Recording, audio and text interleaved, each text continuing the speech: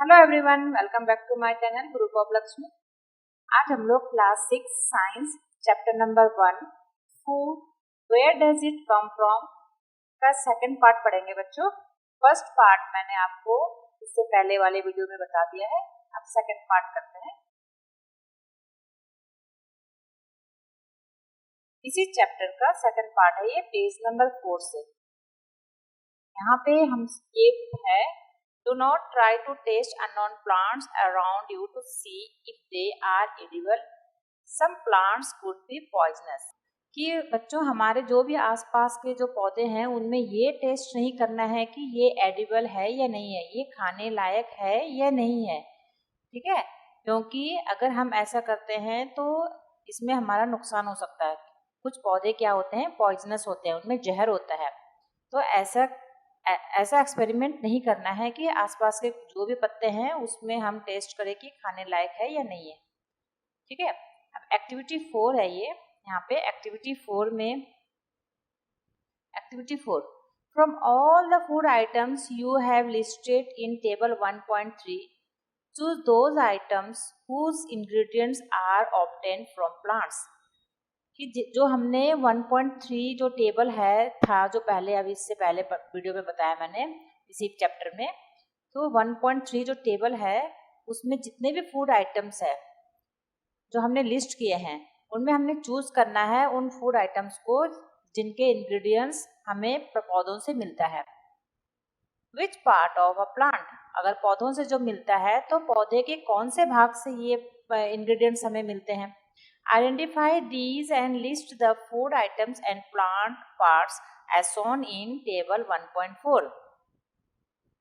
तो हमने क्या करना है, 1.4 टेबल है जो उसमें जो दिखाया गया है, हमने इसकी पहचान करनी है, आइडेंटिफाई करनी है इस लिस्ट की जो फूड आइटम्स और प्लांट्स पार्ट्स हैं, जैसे कि टेबल 1.4 में दिखाया गया है। एक्टिविटी 5 में बच्चों, ये एक्टिविटी 5 है, इसमें कहा गया take some dry seeds of moong और chana, put a small quantity of seeds in a container filled with water and leave this aside for a day. यहाँ पे बोला गया है कि मूंग और चना दाल होता है, उनके कुछ बीज लेने हैं बच्चों, और उनको क्या करना है कि किसी एक पानी वाले बर्तन में उसको भिगो करके एक तरफ रख देना है, ठीक है, एक दिन के लिए रख देना है। Next day drain the water completely and leave the seeds in the vessel. दूसरे दिन क्या करना है कि जो पानी है उसको निकाल देना है और सीड्स को बर्तन में ही रहने देना है। Wrap them with a piece of wet cloth and set aside. फिर क्या करना है कि उसको गीले कपड़े में लपेट करके हमने एक तरफ रख देना है। The following day do you observe any changes in the seeds. क्या देखना है कि कुछ चेंजेस आ रखे हैं उन बीजों में। बाद में हमने देखना है कि जब इस तरह से बांध के रख दिया हमने, तो देखना है कि क्या उन जो बीज हैं उनमें कुछ चेंजेस आए हैं। देखो बच्चों, ये है यहाँ पे, ये मूंग दाल है, ग्रीन साबुत वाले मूंग दाल जो बोलते हैं जिसको, ठीक है। और ये हमने जो पानी में भिगो के रखा था, इस तरह से पानी से धो के निकालने के बाद कपड़े में बांध के रखने के बाद में इस तरह से स्ट्रक्चर में आ जाते हैं, व्हाइट स्ट्रक्चर, ठीक है। अब आगे पढ़ते हैं। Whole moong and its sprouted, पूरा जो साबुत मूंग है उसके स्प्राउटेड है ये वाले, ठीक है। तो हमने यहाँ पे पूछा कि क्या कुछ चेंजेस आए हैं बीज में, तो a small white structure may have grown out of the seeds. क्या देखते हैं कि जो स्मॉल स्ट्रक्चर्स हैं वे व्हाइट, ठीक है, ये अनाज के बीज के अंदर से बाहर निकल आए हैं। If so, the seeds have sprouted. Figure 1.5 and 1.6. अगर ऐसा है तो क्या है कि जो बीज हैं वो स्प्राउटेड हो गए हैं, वो अंकुरित हो गए हैं बच्चे, ठीक है। बच्चों ये अंकुरित हो गए हैं, ये व्हाइट जो निकल रखे ना ये वाले, ये दाल के अंदर से भिगो के रखा था, इस तरह से चेंजेस आ गए हैं, मॉइस्चर आ गया उसमें, तो क्या बन गया इसमें, इसके स्प्राउटेड निकल आया। अगर नहीं, if not, wash the seeds in water, drain the water and leave them aside for another day. अगर ऐसा नहीं होता है, अंकुरित नहीं होता है, तो हमने क्या करना है, फिर नेक्स्ट डे क्या करना है, इसको बीजों को धो लेना है पानी से और पानी को निकाल लेना है। फिर उसको हमने एक तरफ रख देना है फिर दूसरे दिन के लिए।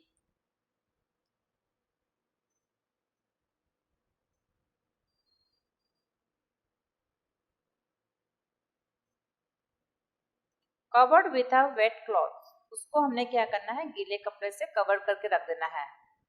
The next day see if the seeds have sprouted, दूसरे दिन देखना है कि अगर सीड क्या हो गया, स्प्रॉटेड हो गए हैं, ये देखना हमने कि स्प्रॉट हुए या नहीं हुए।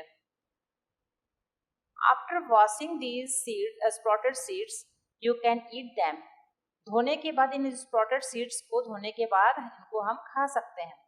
दे कैन ऑल्सो बी बॉइल्ड, इनको बॉइल भी किया जा सकता है। Add some spices and get a tasty snacks to eat, इसमें हम कुछ हल्का फुल्का मसाला मिला करके इसको एक टेस्टी स्नैक्स की तरह भी खा सकते हैं।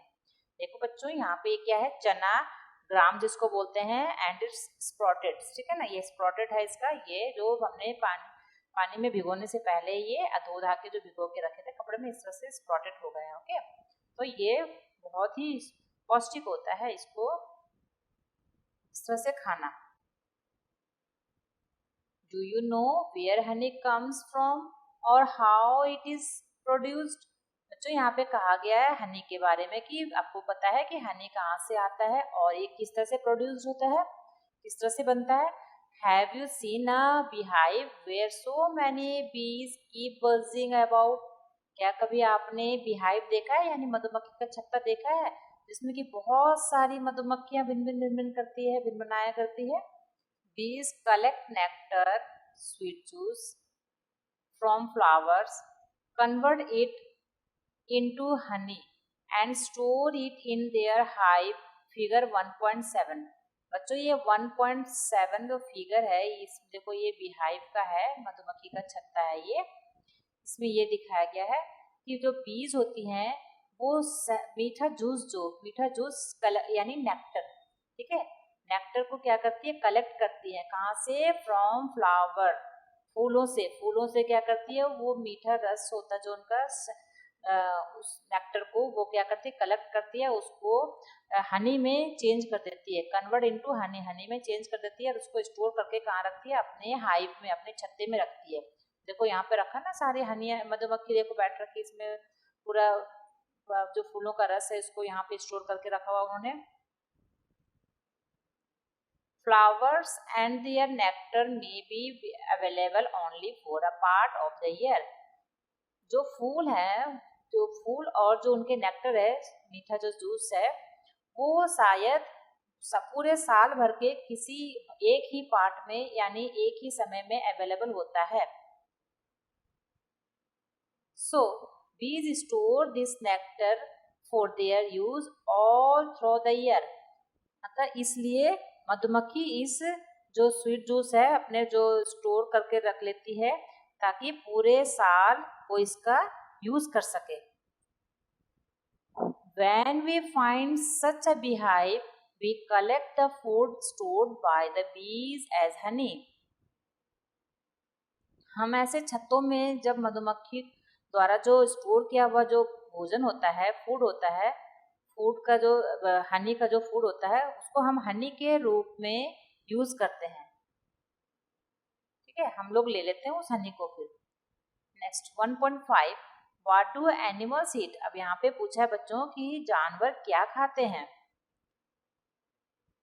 डू यू हैव कैटल और a pet that you take care of, a dog, cat, buffalo. और यहाँ पे पूछा है कि क्या आपके घर में कोई ऐसा पालतू पशु है, पेट है, जिसकी आप देखभाल करते हो, जैसे कि कुत्ता है, ठीक है, कोई कुत्ता, बिल्ली, भैंस या फिर बकरी।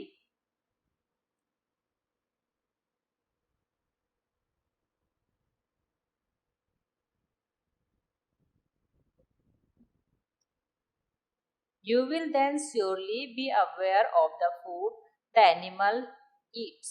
तब आपको इस चीज़ का श्योरली आपको जानकारी होगी कि जो फूड है इन एनिमल्स के, ये क्या खाते हैं, कौन सा फूड खाते हैं।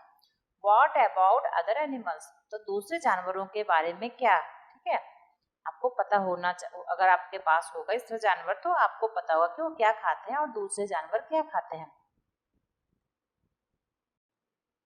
Have you ever observed what a squirrel, figure 1.8, pigeon, lizard or a small insect may be eating as their food?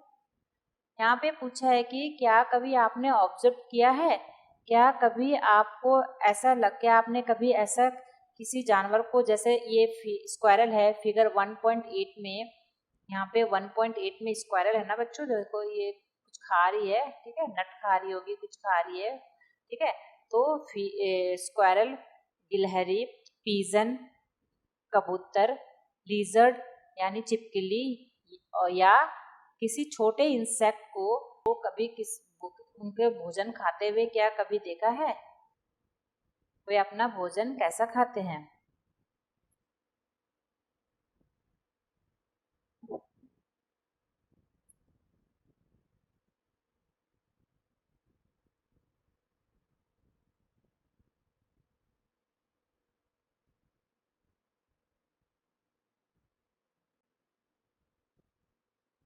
Activity 6, यहाँ पे एक्टिविटी 6 है। Several animals are listed in table 1.5। 1.5 में यहाँ पे बच्चों ये टेबल 1.5 है, इसमें बहुत सारे जानवरों के नाम के लिस्ट बने हुए हैं, बहुत सारे जानवरों के नाम हैं। For some of them the type of food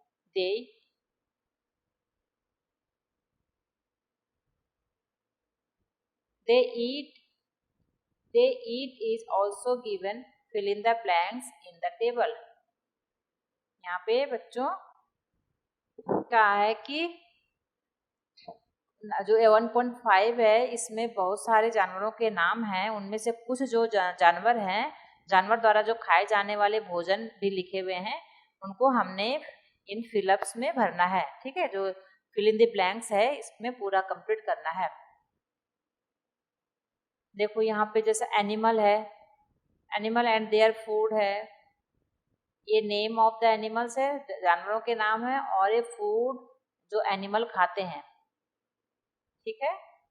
यहाँ पे इस तरह से है, ये बफलो है, बफलो यानी भैंस, वो क्या खाती है, उनका फूड क्या है, ग्रास, ऑयल केक, हे, ग्रेन्स। ऑयल ग्रास बच्चों घास, ऑयल केक जो तेल बनाते हैं, कोलों में तेल, किसी भी पीस का तेल निकालते हैं तो उसके बाद जो बच जाता है वेस्ट, उसको कहते हैं केक, वही ऑयल केक हो गया वो। हे जो भूसा हो गया, ग्रेन अनाज। कैट, कैट क्या खाती है, स्मॉल एनिमल्स, बर्ड्स, मिल्क, ये तो नॉन वेज भी खाती है ना, और मिल्क भी पीती है bird, cat. Then rat, rat क्या होती है, घरों में रहती है, वो अनाज खाती है। लॉयन, लॉयन क्या खाता है, लॉयन तो मांस खाता है ना। कार्निवर्स है, टाइगर भी सेम ऐसे ही कार्निवर्स है, मांसाहारी है वो। स्पाइडर एक कीट पतंगे खाते हैं। हाउस लीजर, छिपकली भी, ये भी ऐसे इंसेक्ट वगैरह खाते हैं। काउ, काउ प्लांट्स खाती है, ठीक है। ह्यूमन बींग्स, ये दोनों ही ऑमनिवर्स है। बटरफ्लाई, बटरफ्लाई इस तरह से हमने बटरफ्लाई, क्रॉ, अदर्स एनिमल्स, इनको भी हमने फिल करना है। तो एक्टिविटी 7 में बच्चों बोला है, have a look again at table 1.5 and group the animals entered here as follows. बच्चों यहाँ पे कहा गया कि 1.5 टेबल जो है उसको दोबारा से देखना है, और जो जानवर उनमें हैं उनको हमने अलग अलग पार्ट्स में सेपरेट करना है, ठीक है, एंटर करना है। Place animals which eat only plants और प्लांट प्रोडक्ट इन ग्रुप 1। हमने ग्रुप बनाना, उसमें 1 2 3 करके जो ग्रुप बनाना है, उसमें क्या करना है कि जानवर जो वैसे जानवर हैं जो केवल प्लांट या फिर प्लांट प्रोडक्ट खाते हैं, उनको हमने ग्रुप 1 में लिखना है। दीज आर कॉल्ड हार्बिवर्स, उनको क्या कहते हैं, उनको हार्बिवर्स कहते हैं। हार्बिवर्स बच्चों जो प्लांट्स खाते हैं उनको हार्बिवर्स कहते हैं। ये देखो यहाँ पे टेबल 1.6 है, इस तरह से हमने 1 2 3 ग्रुप बना के इनमें पुट करना है। There are some animals which eat other animals. कुछ जानवर ऐसे होते हैं जो कि दूसरे जानवर को खाते हैं, दूसरे जानवरों को खाते हैं। Place these in group 2, उनको ग्रुप 2 में रखना है, ठीक है। These animals are called carnivores. ऐसे जानवरों को क्या कहते हैं? कार्निवर्स कहते हैं। Do you find some animals which eat both plants and animals? क्या आप कुछ ऐसे भी जानवरों को देख पाते हो कि जो दोनों चीज खाते हैं, प्लांट्स भी खाते हैं और एनिमल्स भी खाते हैं। Place them in group D, उनको ग्रुप D में रखना है। Place them in group 3, उनको ग्रुप 3 में रखना है। These are called omnivores, उनको क्या कहते हैं? omnivores. Prepare a table as in table 1.6 and enter these separately in the 3 column as shown. अब क्या करना है? इस तरह से टेबल प्रिपेयर करना है 1.6 के अकॉर्डिंग, और सारे जो जानवर हैं उनको हमने क्या करना है? सेपरेटली अलग अलग करके उनके तीनों कॉलम में हमने लिखना है इनको इस तरह से। देखो यहाँ पे हार्बिवर्स है एंड सेकंड कार्निवर्स, ये हार्बिवर्स, कार्निवर्स और ऑमनिवर्स। इसमें हमने वही हार्बिवर्स लिखना जो सिर्फ एनिमल जो प्लांट्स प्रोडक्ट खाते हैं, प्लांट या फिर प्लांट प्रोडक्ट फूड खाते हैं। कार्निवर्स में बच्चों बताया आपको जो मांस खाते हैं, मांसाहारी जानवर हो गए, दूसरे जानवरों को खाते हैं मार के। और ऑमनिवर्स में क्या है? जो दोनों खाते हैं, ठीक है। जो क्या खाते हैं? जो प्लांट्स प्रोडक्ट भी खाते हैं और एनिमल प्रोडक्ट भी खाते हैं। काऊ क्या है? काऊ हार्बिवर्स है, ये प्लांट खाती है और प्लांट प्रोडक्ट खाती है। कार्निवर्स लॉयन है। डॉग तो दोनों खाता है बच्चों। डॉग क्या है? दाल चावल रोटी भी खाता है और नॉनवेज भी खाता है, दोनों ही खाता है वो, इसलिए उसको ऑमनिवर्स में आ गया। अब बाकी को सबको बाद में फिल करना है। यहाँ पे पहली wants to know where you would place human beings while filling table 1.6. जब बच्चों टेबल 1.6 को अगर फिल करेंगे तो हम ये पहली पूछती है कि ह्यूमन बीइंग को कहाँ पे, कौन से प्लेस में डालोगे। तो अब हमें पता है ह्यूमन बीइंग क्या है, वो तो दोनों ही खाता ना, वो हार्बिवर्स कार्निवर्स दोनों ही, वो वेजिटेरियन और नॉन वेजिटेरियन दोनों है। ह्यूमन बीइंग्स इंसान दोनों चीज खाता है, तो उनको हमने ओमनिवर्स में ही रखना है। We know that there are many amongst us who do not get sufficient food. हमें पता है, हम लोग जानते हैं कि हम में से बहुत ऐसे लोग होते हैं, ऐसे लोग हैं जिन्हें सफिशिएंट भोजन नहीं मिलता है, यानी पूरी तरह से पेट भर के खाना नहीं मिलता है ना बच्चों। We need to find ways by which more food can be produced in the country. तो हमें ऐसे उपाय खोजने की आवश्यकता है, ऐसे उपाय हमें ढूंढने की जरूरत है जिसके द्वारा हमारे देश में अधिक से अधिक जो फूड प्रोड्यूस्ड है वो ज़्यादा से ज़्यादा हो हमारे देश में। That will not be enough. We will need to find ways to ensure that this food is made easily available to each one of us. यही काफ़ी नहीं होगा, बल्कि हमें ऐसे भी कुछ उपाय ढूंढने चाहिए, खोजने चाहिए, जिससे कि यह हमारे लिए इंश्योर हो जाए कि बिल्कुल हमारे लिए ये चीज़ के अच्छी तरह से पता हो जाए कि यह भोजन जो ये फूड है हम में से प्रत्येक को आसानी से या इजीली ही तो सबको अवेलेबल हो जाए, सबको आसानी से मिले, ठीक है। तो यही काफ़ी नहीं है, सिर्फ इसके लिए ऐसे इस तरह से उपाय ढूंढने चाहिए कि हमें हर एक इंसान को, सबको भोजन आसानी से मिले, ठीक है बच्चों। तो इस चैप्टर में फूड के बारे में है, हमने फूड के बारे में पढ़ लिया है, हमारा ये चैप्टर कंप्लीट हो गया। यहाँ पे चैप्टर 1 पूरा कंप्लीट हो गया। ये इसके कीवर्ड्स है, सेकंड पार्ट भी मैंने कंप्लीट करा दिया। जिन्होंने फर्स्ट पार्ट नहीं देखा वो फर्स्ट पार्ट देख सकते हैं, देन फर्स्ट एंड सेकंड दोनों पढ़ोगे बच्चों तो आपको अच्छी तरह से समझ में आ जाएगा। यहाँ पे कीवर्ड्स है ये, या इंग्रेडिएंट्स। इंग्रेडिएंट्स बच्चों क्या होता है, जो हम सामग्री, जिस हम कोई खाना बनाते हैं, कुछ भी चीज हम तैयार करते हैं बनाते हैं तो उसमें लगने वाले सामान, किस किस चीज की जरूरत होती है, क्या सामग्री की जरूरत होती है। जैसे हमने चावल बनाना है तो चावल के लिए किस चीज की जरूरत होती है, कच्चा चावल और पानी। सब्जी बनाना है, सब्जी बनाने के लिए क्या चाहिए, सब्जी चाहिए, तेल चाहिए, मसाला चाहिए, प्याज चाहिए, टमाटर चाहिए, जो ये सब चीज के होते हैं उनको कहते हैं इंग्रेडिएंट्स। ठीक है। एडिबल मीन्स खाने के लायक, जो चीज हमारे खाने के लायक है। नेक्टर यानी स्वीट जूस, ठीक है, फूलों का जो रस। स्प्राउटेड सीड, अंकुरित बीज, अभी चना मूंग दाल को जो स्प्राउटेड किया ना वही स्प्राउटेड सीड, अंकुरित होना, ठीक है, अंकुरित बीज। हार्बीवर्स यानी जो शाकाहारी है, पेड़ पौधे जो खाते हैं, साग प्लांट्स खाते हैं।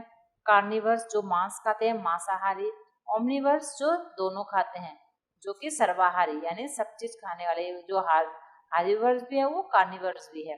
ओके, वो मांसाहारी और शाकाहारी दोनों है। तो बच्चों आई होप आपको मेरा समझाया गया चैप्टर फर्स्ट ये समझ में आ गया होगा। तो please like, subscribe and share my channel.